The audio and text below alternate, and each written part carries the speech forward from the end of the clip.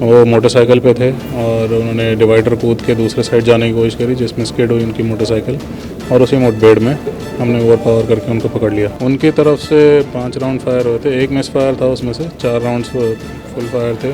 तो जब ये मिस फायर हुए तो हमारी तरफ से भी राउंड्स फायर हुए। इसमें अभी हम लोग बैक ट्रैक करके देख रहे हैं कि इन्होंने जो 27 वाला इंसिडेंट था उसमें क्या कुछ वेपन्स यूज़ करे थे और कहाँ पर उनको वापस दिया गया है।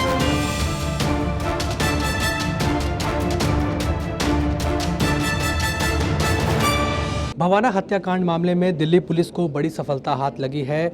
दिल्ली क्राइम ब्रांच ने, आपको बता दें, 2 शूटरों को गिरफ्तार कर लिया है और इस दौरान पुलिस की जो है आरोपियों के साथ मुठभेड़ भी देखने को मिली है। हमारे साथ खास बातचीत करने के लिए डीसीपी क्राइम हर्ष इंदौरा जी। सर, जिस तरीके से भवाना हत्याकांड मामले में आप लोगों की शूटरों के साथ मुठभेड़ हुई, आप लोगों ने उनको गिरफ्तार किया, किस तरीके से आप लोगों ने इस पूरे ऑपरेशन को अंजाम दिया? ये 27 तारीख को जो मर्डर हुआ था भवाना में, उसमें एक दीपक नाम के शख्स की हत्या करी गई थी।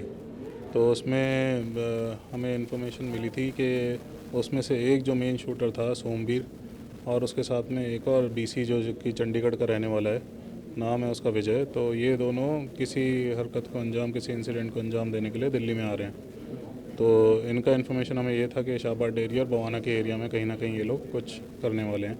तो उसके बेसिस पे हमने अपनी टीम्स डिवाइड करी थी।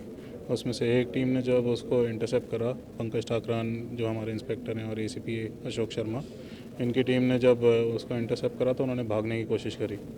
वो मोटरसाइकिल पे थे और उन्होंने डिवाइडर कूद के दूसरे साइड जाने की कोशिश करी, जिसमें स्किड हुई उनकी मोटरसाइकिल और उसी मुठभेड़ में हमने ओवर पावर करके उनको पकड़ लिया। सर, कितनी राउंड फायरिंग हुई और किस तरह से फिर आप लोगों ने उनको पकड़ा?